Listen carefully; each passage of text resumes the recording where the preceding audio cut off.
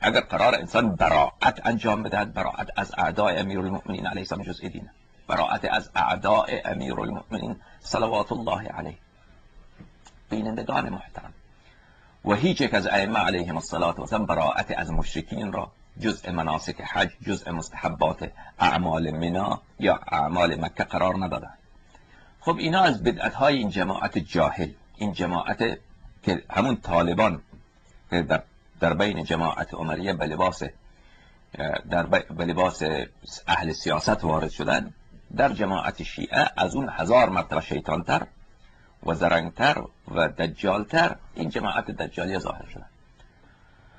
سیاست نظام خودش اینه بینندگان عزیز، به خاطر اینکه اینها انسان‌های گمراهی هستند، فاسد العقیده، منحرف هستند و حتی شواهدی موجوده که اینا اصلا دشمن اهل بیت علیهم السلام هستند. خامنه‌ای و اون در رده‌های بالا اینا.